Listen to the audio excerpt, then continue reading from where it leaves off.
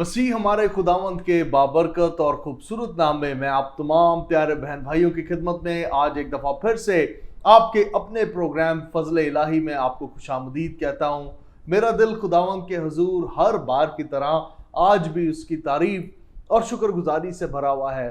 कलाम में लिखा है कि मालिक था और उसने अपने नौकरों को तोड़े बख्शे, तोड़े अनायत किए और इस तवक्को से दिए ताकि वो उन तोड़ों को, उन खिदमात को, उन सर्विसेज को, उन टैलेंट्स को जो मालिक ने अपने नौकरों को दी है वो उन्हें मल्टीप्लाई करें, वो उसमें ग्रो करें और जब मालिक वापस आए तो उन तोड़ों को बढ़ा हुआ और अफजाइश में पाए।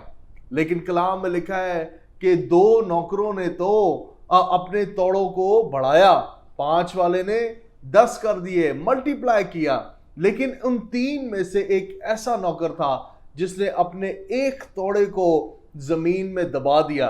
डर के मारे, खौफ के मारे कहने लगा मेरा मालिक बड़ा सख्त इंसान है, सख्त शख्स है और ऐसा ना हो कि जो तोड़ा मेरे पास है मालिक की वापसी तक ये भी खत्म हो जाए और मैं सजा पाऊं। लेकिन जब मालिक वापस आया, पूछा अपने नौकरों से, तो इस एक तोड़े वाले को देखकर कहने लगा कि ऐ बेवकूफ, तू जानता था कि तेरा मालिक सख्त है लेकिन फिर भी तूने अपने तोड़े को बढ़ाया नहीं, उसके साथ बिजनेस नहीं किया, ट्रेड नहीं किया, तूने उसे फ्लरिश नहीं किया और इस सबब से कि तूने नहीं किया, you are now thrown out, तुझे बाहर निकाल दिया जाता है। मेरे अजीज बहनों और भाइयों, आप जान तो गए होंगे कि आज के प्रोग्राम में हमारा मौजू खिदमत गुजारी है। वो काम है जो खुदा ने हमारे सुपुर्द लगाया है, ये जानकर कि हम वफादार नौकर की तरह अपने तोड़ों को, अपने टैलेंट्स को बढ़ाएंगे और जब मालिक वापस आएगा हमें फ्लरिश्ड, ग्रोन पाएगा, बढ़ा हुआ पाएगा। और आज इस खास मौजू पर जिस शख्सियत को मैंने मदऊ किया है अपने प्रोग्राम में, मैं आपको बताऊं, he is one of the pioneers in the city of Karachi. इनकी खिदमत बहुत वसी है और खुदा ने कई सारे खास हिस्सों में, हलकों में मिनिस्ट्री के इन्हें बरकत दी है। उनमें से एक बड़ा हलका जिससे मैं हमेशा मुतासर होता हूं वो चर्च प्लांटिंग है। खुदा ने अपने खादम को इन सारे खिदमत के सालों में कलीसियाओं को क़याम बख्शने के लिए बाकसरत इस्तेमाल किया है। और आज मेरे लिए बड़ी बरकत की बात है कि हमारे बुजुर्ग जो ग्रेस नेटवर्क के ऑफिशियल मेंबर हैं, हम इनके जेरे साया खिदमत कर रहे हैं और आज ये हमारे साथ हैं। We will be talking a lot about many things. इनकी खिदमत को जानेंगे, जिंदगी को जानेंगे। आली कदर रेवरेंट BM जॉर्ज साहब जो कि फाउंडर और चेयरमैन हैं एक खूबसूरत कलीसिया के जिसका नाम है grace of Christ Pentecostal church. इसकी कितनी ब्रांचेस हैं, कैसे इन सालों में इसने ग्रो किया, इनकी खिदमत को रंग मसीह ने कैसे दिए, ये सारी बातों के ऊपर हम बात करेंगे और आप इससे हौसला पाएंगे, दलेरी पाएंगे, इनकरेज होंगे। सो कहीं मत जाइएगा, हमारे साथ इस प्रोग्राम में जुड़े रहें। ये बड़ा बाबरकत प्रोग्राम है, एपिसोड है और आपके लिए सीखने को बहुत कुछ है। भाई साहब, welcome you sir, thank you very much. Thank you very much आपके कीमती वक्त के लिए जो आज आपने दिया है। इससे पहले कि हम कोई भी बात करें, मैं ज़रूर जानना चाहता हूं कि इन दिनों खिदमत में क्या हो रहा है, आपकी तबीयत कैसी है और चर्च में क्या हो रहा है। हाँ, thank you very much pastor साहब, शुक्रिया आपका और आपकी सारी ग्रेस नेटवर्क टेलीविज़न टीम का कि आपने मुझे मदऊ किया कि हम खिदमत के हवाले से बातचीत कर सकें। सो खुदा बाप का शुक्र हो कि बाज़ लोग समझते हैं कि हालात ख़राब हैं और बड़ा जो कोविड-19 है काल पड़ा हुआ है, लेकिन आसमानी बाप का शुक्र है कि इन हालात में भी खिदमत के काम में हम ज़रा भी पीछे नहीं हटे और खुदावंद के फजल से उसी रफ्तार से हम खुदा के काम को कर रहे हैं और कलीसियाओं में जा रहे हैं, इबादत हो रही हैं और खुदावंद का शुक्र कि खुदा हमें ब्लेस कर रहा है। ये बड़ी ज़बरदस्त बात है, आपने बड़ी खूबसूरत बात कही है कि हालात दुनिया में तो ख़राब हैं लेकिन चर्च में हालात खराब नहीं है, आमीन। चर्च में खराब नहीं हो सकते। आमीन। भाई साहब, आपकी खिदमत खुदा ने बड़े, मैं खुद इनफैक्ट जब हम बच्चे थे तब से आपकी खिदमत को देखते आ रहे हैं, और आज भी आप उसी पैशन के साथ, उसी जज्बे के साथ खुदावंद के काम में सरगर्म है। बढ़ चढ़ के कराची में, पाकिस्तान में क्रूसेड्स हों, सेमिनार्स हों, चर्च में किसी भी तरह की बरकत की बात हो, आपका हिस्सा और किरदार उसमें रहता है। मैं एक बात ज़रूर पूछना चाहता हूँ कि कोई ख़ास मेडिसिन आप इस्तेमाल करते हैं इस पैशन के लिए? कोई ख़ास गोली है आपके पास? क्या है आपके दिल के अंदर ये जज्बा? हाँ पास्टर साहब, जब मैंने अपनी खिदमत का आगाज़ किया तो मैंने ये बात सीखी कि खुदावंद की पाक मर्ज़ी को समझना चाहिए, और फिर खिदमत करने के लिए आपको अपने बदन की कुर्बानी भी देनी चाहिए। और मैंने खिदमत के आगाज़ से ही दुआ रोज़े में ठहरना शुरू कर दिया, और खुदा पाकरू ने मेरी बड़ी रहनुमाई की। और रूह कुद्दुस के बगैर मैं समझता हूँ कोई खादम सक्सेसफुल खिदमत नहीं कर सकता। और खुदा फिर मेरी रहनुमाई करता रहा, और फिर मुझ पर यह वाजिया भी होता गया कि मेरी कॉलिंग क्या है, और मैंने उसी पे फोकस किया, और कहीं इधर उधर नहीं मैंने फोकस किया। मुझे खुदा ने चर्च प्लांटिंग की खिदमत दी है, और उसी पे मैं फोकस कर रहा हूँ आज तक। और मैंने दुआ रोज़े में ठहरना और खुदा मुझसे रहनुमाई करना और कहना कि खुदा मेरी मदद कर। जब मैंने खिदमत का आगाज़ किया उस वक्त कुछ भी नहीं था, लेकिन मेरा तवक्कल भरोसा खुदावंद पे था, और जैसे जैसे मैं खुदावंद में आगे बढ़ता गया सब कुछ खुदा मुहैया करता गया। मैं ज़रूर, चूँकि आपने ये जिक्र कर ही दिया है तो मैं पूछना ये चाहता हूँ कि मौजूदा वक्त में पाकिस्तान पूरे में एज अ नंबर कितनी branches grace of Christ Pentecostal church की हैं? खुदावंद के फजल से मैं एक और बात भी आपको ये बताना चाहता हूँ कि हमारे grace of Christ Pentecostal church के किसी भी बार किसी मुल्क में एफिलिएशन नहीं है। तो ये शुरू से मैं खुदावंद की खिदमत का आगाज़ किया तो खुदा ने मुझे ये सिखा दिया, और खुदावंद मुझे कहा कि मैं तुझे सब कुछ मुहैया करूँगा, और बिल्कुल टोटल इंडिपेंडेंट हम खिदमत का काम कर रहे हैं। और खुदा के फजल से इस वक्त हम 20 चर्च हैं, हमारे 20 चर्च हैं खुदावंद के फजल से, और चर्च बिल्डिंग भी है हमारी, और बाज़ दफ़ा जो हम किराए पे रेंटेड जगह भी है, और हाउस चर्च भी कुछ हैं। तो खुदावंद के फजल से ये काम जारी है और खुदा मुहैया कर रहा है। Praise the Lord. अब मैं हैरान हूँ, आप यकीन करेंगे बाज़ जगह तो खुदा ने हमें ऐसा किया कि लोगों ने हमें जगह दी के पास सब ये जगह है, आप चर्च बिल्डिंग। वैसे मैं ये बात समझता हूँ कि जब खुदा किसी शख्स को रोया बख्शता है वो उसके साथ उसके वसाइल भी उसे मुहैया कर देता है। बिल्कुल।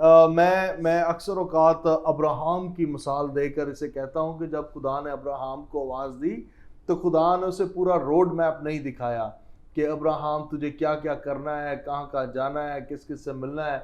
बस खुदा ने एक आवाज़ उसने खुदा की सुनी कि अपने बाप के घर को छोड़ और उस सफ़र में निकल जा जहाँ पर मैं तुझे लेके जा रहा हूँ। पर खुदा की आवाज़ सुन के वो निकल पड़ा, और आहिस्ता आहिस्ता खुदा बरकतों को उसके साथ ऐड करता गया। एग्जैक्टली यही बात है। अब मैंने तो बिल्कुल ज़ीरो से शुरू किया, और मुझे नहीं पता था कि कैसे करूं, बस दुआ करता रहा और खुदा फिर लोग भी देता रहा। अच्छा, आपकी खिदमत में एक बड़ी वाजिया पॉइंट वो आपकी दुआ और रोज़ा भी है, जो आपने कहा कि जो आपको शुरू ही में खुदा ने मुकाशफाती तौर पर दे दिया था कि खिदमत फलदार के लिए रूहुल कुदस की मौजूदगी, दुआ और रोज़ा होना चाहिए।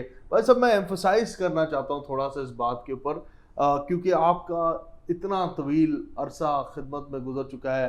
अब तो ये कहना भी मुनासिब नहीं है, लेकिन मैं कह देता हूँ कि भाई आप तो पके हुए हैं पाकरू की उस भट्टी के अंदर। तो क्यों आप इसको इतना अपनी खिदमत में समझते हैं कि आपकी खिदमत इस सबब से फलदार है? आज जब हम तसव्वुर करें या देखें, निगाह करें इधर उधर, हमारे पास प्लान्स हैं, आइडियाज़ हैं, स्ट्रेटजीज हमने बनाई हुई हैं, हम ये करें, हम वो करें। अच्छा, उस सारे चक्कर में ये जो आंसर है दुआ और रोजे वाला ये मध्यम होता हुआ नजर आ रहा है। ये मैं जरूर पूछना चाहता हूँ कि क्या खास बात है दुआ और रोजे में कि खादम अगर दुआ और रोजे में ठहरे तो होता क्या है? हाँ, ये बात ये जो आप कर रहे हैं ना पास्टर साहब, दुआ और रोज़े में ठहरने का मतलब ये है कि रोज़ा जो ना हमें खाकसारी सिखाता है, और फिर जब उसके साथ दुआ करते हैं तो फिर खुदा का पाकरू हमें रहनुमाई हमारी होती है, हम खुदा की मर्ज़ी को जान लेते हैं। अगर किसी ने मर्ज़ी खुदा की जानी है तो वो दुआ में ठहर जाए, तो खुदा अपनी पाक मर्ज़ी को, खुदा जब मैं दुआ रोज़े में तो खुदा ने मुझे विजन दिया और मैं ये एक रोया के तहत ये काम कर रहा हूँ। और बाइबल में लिखा है कि जहाँ रोया नहीं वहाँ लोग बेकैद। और रोया एक खादम के पास आज होनी बहुत लाजमी है। अब बहुत से खादमों को मैं देखता हूँ बस कोई रोया नहीं, जब उनसे पूछे कुछ नहीं, बस ऐसे ही वो काम चल रहा है। लेकिन मैंने तो जब खुदा ने मुझे रोया दी, मैंने अब उसके पैनाफ्लेक्स बना के अपनी ब्रांचेस में लगा दी। हमारी ये रोया इस पे हमने काम करना है, दुआ करें। और मैं आपको बताऊं कि इस रोया पे खुदा ने कई खादमों के ज़रिए से खुदा ने कलाम किया, लोगों ने प्रोफेसी की है कि खुदा आपके लिए ये करेगा। खुदा खादमों के वसीला से खुदा ने मेरे साथ कलाम किया। मेरे पास मेरी बाइबल में लिखी हुई वो प्रोफेसी जो खुदा के लोगों ने की है, और मुझे और दिलेरी मिल गई, और दिलेरी मिल गई। खुदा कलाम कर रहा है, खुदा मेरी रहनुमाई कर रहा है, और मैं बस इसी पे चलता रहा। और मैं आपको बताऊं कि खिदमत के आगाज में मेरे पास कुछ भी नहीं था, लेकिन जब आप फोकस करते हैं रोया पे तो वो खुदा फिर आपको मुहैया करता है। अच्छा, फोकस करते हैं रोया पे, दूसरों पर नहीं, रोया पे। कभी भी मैंने किसी मामले में भी, अब खुदा ने फजल किया है, हमारी इतनी ब्रांचेस हैं, हमने कभी भी मैंने किसी से कर्ज लेके नहीं कहा कि मैं ये कर दो। हालेलुया खुदावंद के। और जब मैं रोया पे फोकस करता हूँ खुदावंद के साथ, खुदा ने मुझे कभी लेट डाउन नहीं होने दिया है, किसी मामले में भी कभी लेट डाउन नहीं होने दिया। कभी मैंने किसी से नहीं कहा कि मुझे इतने पैसे चाहिए, कर्जा दो। मैंने इस मामले में खुदा ने मुझे बड़ा मुझ पे फजल किया है। और जब मैं सोचता हूँ खुदा मुझे ये करना है, हम दुआ में झुक जाते हैं, अपने साथ खादमों को कहते हैं भी दुआ करनी है इस मामले के लिए, तो खुदा मुहैया करता है। ये बड़ी बरकत की बात है। मैं इनफैक्ट खुद बड़ा कुछ आज आपसे सीख भी रहा हूँ, और मेरे अंदर ये चीज़ें ताज़ा भी हो रही हैं कि खिदमत तो देखें खुदावंद ने हमें बख्शी हुई है, लेकिन कितनी अच्छी और ख़ूबसूरत बात है अगर उस खिदमत में खुदा भी हो, हमारे साथ हो। ये खिदमत खुदा के लिए, खुदा खिदमत के लिए नहीं है। मैं इसे अक्सर यूँ कहता हूँ, जिसको जब मैं तशरीह करता हूँ तो हम अक्सर औकात खिदमत करते करते खुदा से भी आगे कहीं निकल जाते हैं, वो भी मंसूबे बांध लेते हैं जो शायद खुदा के मंसूबे में भी ना हो। जैसे आपने ये बात कही है कि मैं जो है ना शुरू ही से अपने रोया के ऊपर ही फोकस रहा हूँ। मेरे सवालों में से ये सवाल था कि आपने चर्चेस तो प्लांट किए हैं, क्यों आपने दूसरे काम नहीं किए? लेकिन आपने पहले ही उसका जवाब वाज़ह कर दिया कि मैं सिर्फ उस काम पर रहा हूँ जिसके लिए खुदा ने मुझे बनाया है।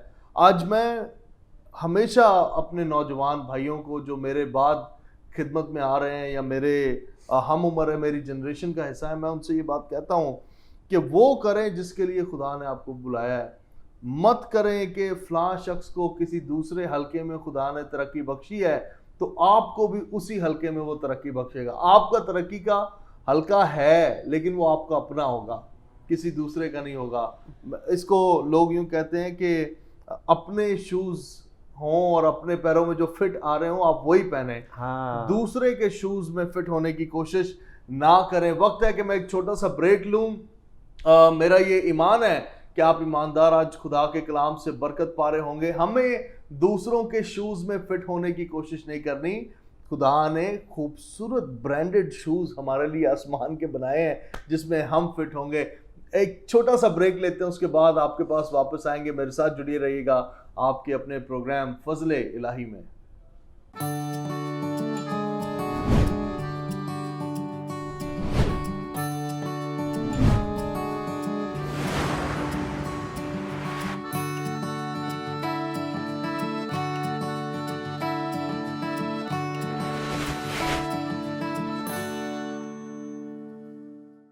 वेलकम बैक खुदावंद के प्यारे लोगों। ब्रेक पर जाने से पहले हम खुदावंद के खादम अपने बुजुर्ग पास्टर BM जॉर्ज साहब के साथ मिलकर उनकी खिदमत के बारे में जान रहे थे और सीख रहे थे बहुत सारी बातें। सर ब्रेक से वापस आए हैं, आपकी तरफ आते हैं। हमने ये बात तो सीखी कि दुआ, रोज़े का, खुदा के साथ ठहरे रहने का असर क्या है। आपकी खिदमत उसका मुंह बोलता सबूत है कि जब कोई खादम खुदावंद के साथ पैवस्त रहता है तो खुदावंद यकीनन उसकी खिदमत को रंग देता है, फल लगाता है। और यही तवक्को है जो मैं तमहीद बांधते हुए इस प्रोग्राम की कह रहा था कि मालिक की ये डिज़ायर है कि वो अपने नौकरों के पास फल देखे, फ्रूट देखे। वो ये देखे कि यार इन्होंने जो तोड़ा मैंने दिया था, इन्होंने उसे फ्लरिश किया है, बढ़ाया है। मैं जब तोड़ों को बढ़ाने की बात करता हूँ, या आपका चर्च 1 से 20 नंबर तक पहुंचा है, आसान सफ़र तो नहीं रहा होगा। उसमें आपने आंसू भी बोए होंगे, उसमें ऐसी रातें भी गुजरी होंगी जब सिर्फ सोचते हुए ही, आंसू बहाते हुए, ख्याल करते हुए, ऑब्वियसली उसमें मुखालफत भी होगी और बहुत कुछ होगा जो आपकी इन सालों में इस सफ़र का हिस्सा रहा है। कुछ चंद एक बातें शेयर कीजिएगा हमारे सीखने के लिए। हाँ, ये हकीकत है कि उसमें तो बड़ी मुश्किलात आती हैं। मैं आपको बताऊं कि महाचर का में बल्दिया टाउन में हमने चर्च प्लांट करना था और वहाँ मुझे बहुत सी मुश्किलात का सामना करना पड़ा। लेकिन खुदा जब मुझे लेके आ तो कुछ मसाइल थे, लेकिन मैंने खुदावंद के हुज़ूर का, खुदावंद ये काम तेरा है, बस मैं तेरा नौकर, तेरा खादम हूँ। और मुझे वहाँ इतनी दूर मसलसल जाना पड़ता था। अब कि मोटरसाइकिल पे घंटा 1.5 घंटा मैं सफ़र करता, और कभी कभी फिर वहाँ से रात को 1 बजे 12 बजे सर्दियों में गर्मियों में माय गॉड आता था। और जब घर पे आ जाता तो मैं थक कर चूर हो जाता था। सुबह मुझसे सही तरीके से उठा भी नहीं जाता था, लेकिन मैं खुदावंद की शुक्रगुजारी करता। और मैंने खिदमत को हमेशा दिली शौक से, वाह, पैशन के साथ, जज्बे के साथ, शौक के साथ किया है। हालांकि मेरे बच्चे छोटे थे उस वक़्त, लेकिन मैंने कभी नहीं, आपको पता है कि मैं जॉब भी करता हूँ, सही। और फिर उसके साथ बच्चों को भी टाइम देना, बच्चों को स्कूल के लिए, वाइफ को भी छोड़ना, बहुत मेरे लिए इतने टफ था कि मैं सुबह भी वाइफ को छोड़ता था और शाम को भी बच्चों को भी छोड़ना। और ये मेरे लिए बड़ा ऐसे चलता रहता था। रात को लेट फिर सोता, फिर सुबह। और मैं एक दफ़ा आपको वाक़या बताता हूँ। खिदमत में एक नई कलीसिया हमने करनी थी, प्लांट करनी थी सदर की तरफ, और मैं, वाइफ नाइट ड्यूटी पे थी, बच्चे छोटे छोटे थे। उन्होंने मुझे फ़ोन किया कि नाइट प्रे कर रहे हैं हम लोग और पास्टर साहब आपने आना है। अब मैंने कहा क्या करूं, बच्चे छोटे हैं ये तो, लेकिन खुदा के रूह ने मुझे कहा कि तुझे जाना है, ये काम तूने करना है। अब खुदा का पाकरू काम कर रहा है, रूह कुदस को तो पता है किसने इसे खिदमत करना है या कलीसिया कायम होनी है।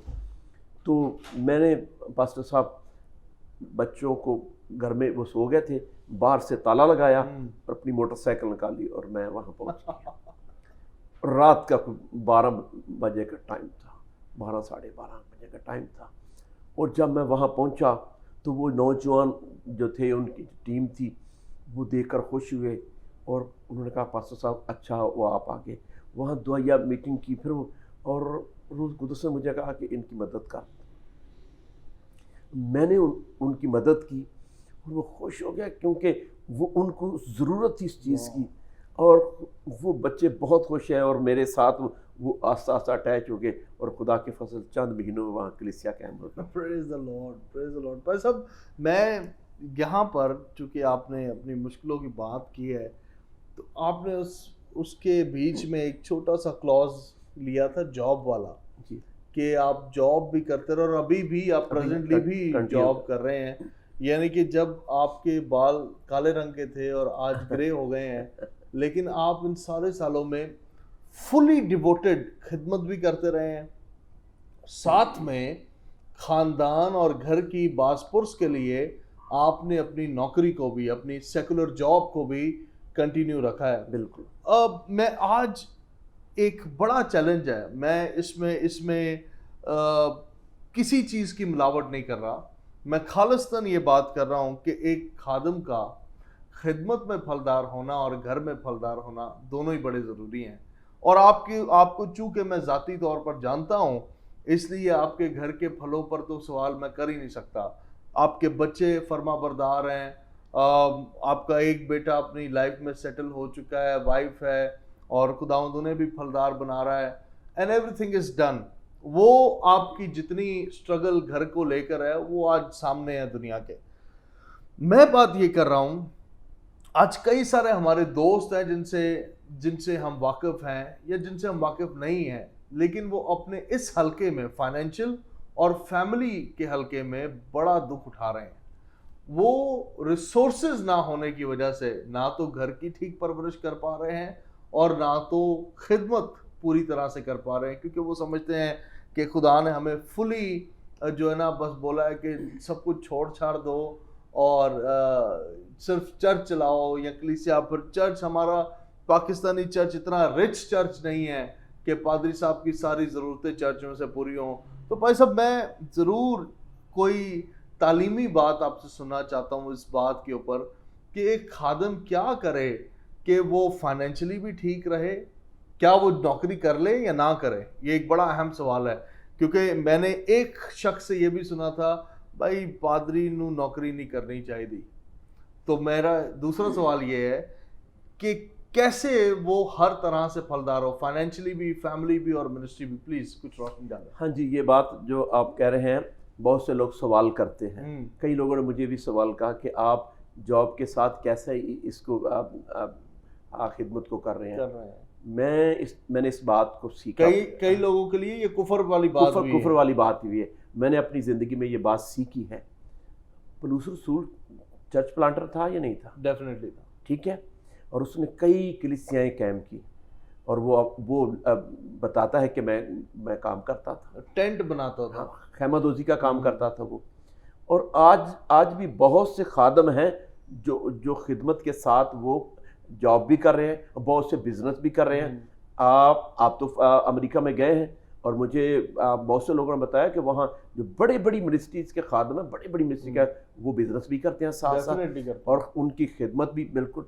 भाई रुपए पे तो सबकी ज़रूरत है ना, ज़रूरत है। और फिर खिदमत में बीज बोना जो ना बहुत ज़रूरी है। जिस खादम ने बीज बोना नहीं ना सीखा, वो खिदमत में सक्सेसफुल नहीं हो सकता। मैंने खुदा के खादमों से सीखा। एक खादम ने कहा कि बीज बोना सीख। जब बीज बोएगा ना, तो फिर खुदा तुझे दुगना चुगना लौटाएगा। और मैंने जितनी भी कलीसियाएं जो हैं प्लांट की हैं, खुदा के फजल से वहाँ बीज बोया मैंने। बड़ी खूबसूरत बात है। कहीं भी अब मुझ पे खुदा ने ये फजल कर दिया कि मुझे एक जॉब दे दिया। बहुत से दोस्त जानते हैं कि मेरा शोबा टीचिंग का शोबा है, तो खुदा मेरी जो फैमिली के लिए जो था वो तो पूरा कर रहा था। फिर मेरी वाइफ भी मेरे साथ मदद करती थी। मैंने एक और बात भी सीखी कि जो अपने बच्चों पे इन्वेस्ट करो। और मैंने कुछ नहीं, मतलब कुछ प्रॉपर्टी नहीं बनाई, अपने बच्चों पे इन्वेस्ट करता रहा और चर्च में बीज बोता रहा। और जितने हमारे ब्रांचेस हैं, आज भी वो जानते हैं कि पास्टर साहब जो है ना, हमसे किसी से कभी मुतालबा नहीं किया। बड़ी बात है। क्या मुझे सपोर्ट करें, बल्कि मैंने देना सीखा है। वो अब वो मोहब्बत करते हैं। अब वो मुझे कहा तो मुझे हदिया वदिया दे देते हैं, नहीं वरना मैंने कभी नहीं कहा। और जहाँ ज़रूरत है मैंने उनसे कभी हदिया लिया, तो मैंने कहा ये चर्च में लगाओ। और मेरा जो मैंने ये बात सीखी है कि नई कलीसिया कायम करने के लिए वहाँ इन्वेस्ट करो। सच बात। बीज बोते जो उनको टीच करो, और फिर जब वो कलीसिया स्टेब्लिश हो जाएगी, फिर वो दूसरी कलीसियाओं की मदद करें। और हमने यही तरीका किया। मैंने ये नहीं कहा कि अब कलीसिया स्टैब्लिश होगी तो मुझे दो, नहीं, मैंने कहा अब दूसरी कलीसिया के लिए हम बीज बोए। लेकिन पास साहब, मैं समझता हूँ कि अगर आप खुद स्ट्रांग ना होते तो आप स्ट्रांग कलीसियाएं कायम नहीं कर सकते। बिल्कुल।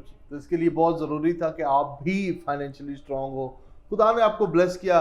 तो मैं सादे लफ्ज़ों में पूछता हूँ, क्या ये बात गलत है कि कोई पास्टर जॉब या बिजनेस करे? भाई मेरी बात सुने।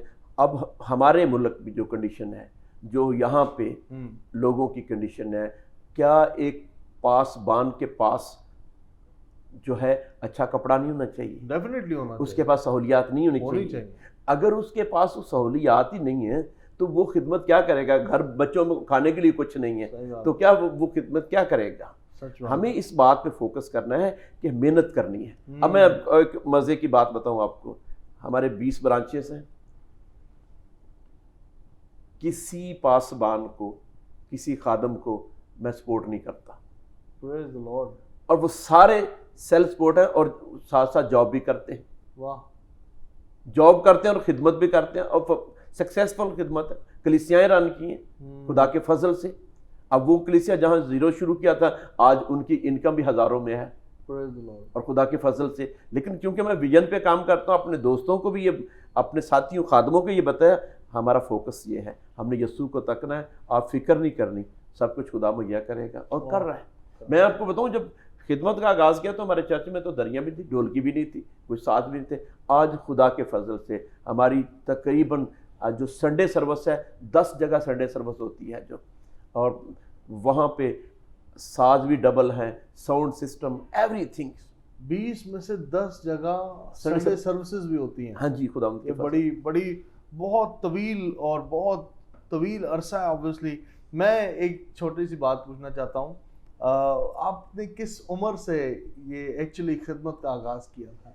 हाँ, मैंने असल में तो खिदमत का आगाज़ तो अपनी जो मदर कलीसिया है हैदराबाद, वहाँ से किया था। तो स्टार्टिंग सी, जब मैंने 81 में यीशु मसीह को अपनी ज़िंदगी दी, तो जो 4 साल के बाद जब मैंने अपने पासबान से सीखा और साथ साथ फिर उन्होंने मुझे चर्च का सेक्रेटरी बना दिया, तो वहीं से खिदमत का आगाज़, चर्च के खिदमत करना, पासबान के साथ। वो कौन सा साल था? हाँ, वो था 85। और उस वक्त आपकी उम्र क्या थी? मैं उस वक्त 23 साल का था। 23। और आज 19 साल की उम्र में मैंने यीशु को कबूल किया। चले 19 कंसिडर करते हैं। और आज आपकी उम्र क्या है? हाँ, मैं अब 59 का 60 के करीब आप पहुंच चुके हैं। हाँ, 60। अच्छा, पहली बात तो कोई देखकर ये कह नहीं सकता, ये तो आज आपने कह दिया तो मैं, लेकिन मेरे लिए भी अभी मानना मुश्किल हो रहा है। लेकिन भाई साहब, ये इतने सालों में इतना कंसिस्टेंट रहना, मैं आपको खराज तहसीन पेश करता हूँ। और मैं अपने लोगों के सामने, बहन भाइयों के सामने इतराफ़ भी करना चाहता हूँ कि मैं क्यों इतना ज़्यादा आपको वैल्यू करता हूँ। जब से मैं आपको जानता हूँ, या जब से हमारी दोस्ती हुई है, इतनी शफाफ खिदमत करना इन सारे सालों में एक मुश्किल काम है। देखिए, दुनिया में आवाज़ें बहुत सारी हैं, धूल मट्टी बहुत ज़्यादा है, पोल्यूशन से भरा हुआ है ये मुल्क और ये दुनिया। और इस सारी धूल मिट्टी के अंदर भी अपने आप को शफाफ रखना, ट्रांसपेरेंट रखना, स्कैंडल्स के बगैर रखना, ये एक बड़ी बात है। मैं हमेशा अपने लिए दुआ करता हूँ कि जब तक मेरी आंखें ज़मीन पर बंद नहीं होती, खुदावंद मेरे साथ किसी किस्म का कोई स्कैंडल ना जुड़ा हो, मेरी खिदमत शफाफ हो, साफ हो, ना औरतों का कोई मसला मेरे साथ जुड़ा हो, ना पैसों का कोई मसला।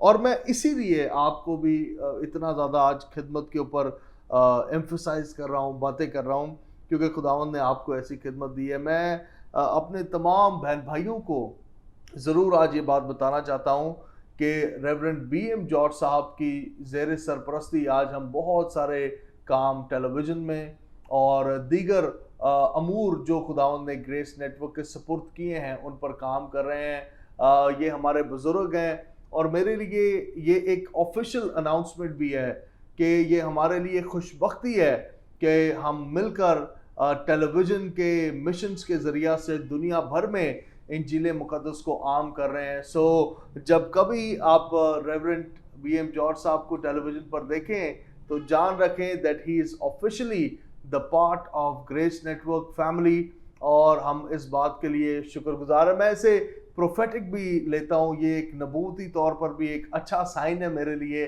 खुदावंद ने इन्हें सालों पहले कलीसिया बख्शी, जिसका नाम इन्होंने रखा grace of Christ Pentecostal church, और जब खुदावंद ने मुझे 2010 में मिनिस्ट्री दी, तो तब हमने उसका नाम रखा था राइज अप इन ग्रेस, यानी कि फजल में उठो, फजल में बढ़ो। और फिर जब 2020 में फिर से मैंने खुदा की आवाज़ को सुना, तो फिर खुदावंद ने मुझे ग्रेस नेटवर्क नाम बख्शा, जो वसी एक बड़ा प्लेटफॉर्म खुदा ने कहा मैं तेरे लिए बना रहा हूँ।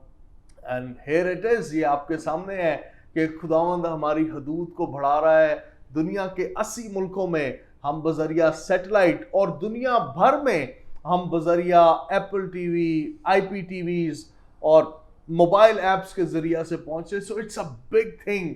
और मैं जब कभी ये सोचता हूँ, कुछ साल पहले तो ये मेरे लिए नामुमकिन सी बात थी, इट वॉज इम्पॉसिबल कि हम ये कर पाएं। लेकिन मैं उन बहन भाइयों के लिए जो हमारे लिए दुआएं करते हैं, जो हमारे साथ खड़े रहते हैं, जो कहते हैं भाई लेट्स डू इट, हम मिलकर इस काम को करते हैं। अरे मुश्किलें हैं लेकिन आओ शफाफ खिदमत करें, साफ खिदमत करें, जिससे हमारे मुनज्जी के नाम को जलाल मिले। कलाम मुकद्दस की एक बात कहकर हम आपके लिए दुआ करेंगे। कलाम में लिखा है कि तुम्हारे नेक कामों को देखकर, ये दुनिया में जो लोग हैं, तुम्हारे नेक कामों को देखकर तुम्हारे बाप की जो आसमान पे है तारीफ करें। So you are the ambassador. जब आपकी खिदमत ठीक होगी, जब आपकी खिदमत में स्कैंडल्स नहीं होंगे, कलाम मुकद्दस की रोशनी में आप सारे पैमानों में पूरा उतरते होंगे, आप एक बीवी के शौहर होंगे, आपके साथ कोई फ्रॉड शरीक नहीं है, आपका नाम साफ है, तो कलाम में लिखा है कि तुम्हारे बाप की जो आसमान में है लोग तारीफ करेंगे, तमजीद करेंगे, हाँ ये अच्छे खुदा का पैरो है। सो मैं आज के दिन भाई साहब आपका बेहद शुक्रगुजार हूँ और मैं खराज तहसीन भी पेश करता हूँ आपकी सारी मेहनतों के लिए, आपकी खिदमत के लिए और साला साल आपकी सर्विसेज के लिए। इससे पहले कि आज हम रुखसत लें, मैं ज़रूर चाहता हूँ उन बहन भाइयों के लिए हम मिलकर दुआ करें जो ग्रेस नेटवर्क पर अपनी दुआया दरख्वास्तें भेजते हैं। आई बिलीव कि ये जहां कहीं हमें देख रहे हैं, रूहुल कुद्दुस इनकी जिंदगियों को छुएगा। Praise God, praise God, hallelujah. Let's pray. बुजुर्ग आसमानी बाप, तेरा शुक्र, तेरी तारीफ, तेरी हम तेरी सताइश करता हूँ। बाप तू भला है और तू जैसा कोई नहीं। तेरी लाजवाल मोहब्बत के लिए, तेरे रहम, तेरे फजल, तेरे करम के लिए शुक्र गुजारी करता हूँ। खुदा बाप, ये तेरा फजल है कि तूने हमें अपनी खिदमत के लिए चुना, क्योंकि तेरे कलाम लिखा है तुमने मुझे नहीं बल्कि मैंने तुम्हें चुन लिया और तुमको मुकर्रर किया कि जाकर फल लाओ।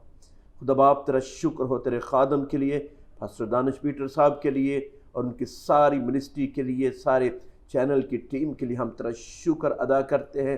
अब खुदा बाप, मैं उन तमाम दरख्वास्तों को तेरे हजूर में लाता हूँ जो लोगों ने खुदावन तेरे खादम को दी हैं ताकि हम तेरे हजूर पेश कर सकें। यस्सु के नाम से खुदाम तेरा फजल वाला हाथ पड़े और वो जो बीमार हैं खुदा के बेटे यस्सु के नाम से शिफा पाए। खुदाम वो जो बेरोजगार हैं उन्हें अच्छे जॉब मिले, उनके बिजनेस हो यस्सु के नाम में। और खुदाम जो खादम अंजील का काम कर रहे हैं, मेरी दुआ है पाखरू उनकी मदद और रहनुमाई कर, ताकि खुदाम बहुत सी रूहों को वो तेरे लिए जीतने वाले हों, उनकी खिदमत फलदार साबित हो। खुदाम यस्सु के नाम में खुदाम तेरे लोग तुझ में बढ़ते जाए और तेरी बादशाही की वसअत के लिए जांफशानी के साथ काम करने वाले हों। अपने खादम के साथ हो, ग्रेट नेटवर्क टीवी को बरकत दे खुदाम, अपने बंदा को बरकत दे, इसकी हदों को बढ़ा यस्सु के नाम में खुदाम, और खुशखबरी फैलाने में खुदाम तेरा बंदा हमेशा हमेशा पेश हो। और खुदाम हम सब की जिंदगी से तुझे जलाल मिले, हम घटे और तू बढ़ता ही चला जाए। तेरा शुक्र, तारीफ, तेरी हम तेरी सताइश करता हूँ यस्सु मसीह नासरी के नाम में, आमीन आमीन। Praise the Lord. Thank you very much भाई साहब फॉर योर टाइम अगेन। और मैं इससे पहले कि आज हम प्रोग्राम को आखिर करें, मैं ज़रूर चाहता हूँ कि आज मैं एक दफ़ा फिर से आपकी हौसला अफजाई करूँ। स्क्रीन पर दिए हुए नंबर पर मुझे फ़ोन करें। मैं आपसे सुनना चाहता हूँ, इस फ़ोन पर मैं आपसे सुनना चाहता हूँ कि किस तरह से ग्रेस नेटवर्क आपके लिए बरकत का सबब बना हुआ है। याद रखें कि मैं और हमारी सारी दुआया टीम आपके लिए दिन और रात दुआ गो हैं कि खुदावंद आपकी ज़िंदगियों में बेदारी लाए, बरकत को जारी करे और आप खुदावंद के बड़े हुए हाथ को देखें। And we really want to hear from you. हम आपसे सुनना चाहते हैं और आपके लिए दुआ भी करना चाहते हैं। हमारा टेलीविज़न ऑफिस कश्मीर कॉलोनी गली नंबर 6 सेक्टर B के अंदर मौजूद है। हमारे दरवाजे आपके लिए खुले हैं, आइए मिलिए। और ज़रूर मेरे दिल के अंदर हमेशा इस बात की तड़प रहती है कि हमें मिलकर खुदावंद के काम को करना है, अपने बादशाह, अपने मालिक, अपने खुदावंद के नाम को जलाल देना है। सो खुदावंद आपको बड़ी बरकत दे, आपके प्यारे घरानों को बरकत दे। मैं फिर से आपसे मिलूंगा ग्रेस नेटवर्क पर आपके अपने प्रोग्राम फजल इलाही के साथ। तब तक देखते रहें grace television and we'll be meeting again very soon. God bless you all and God bless Pakistan.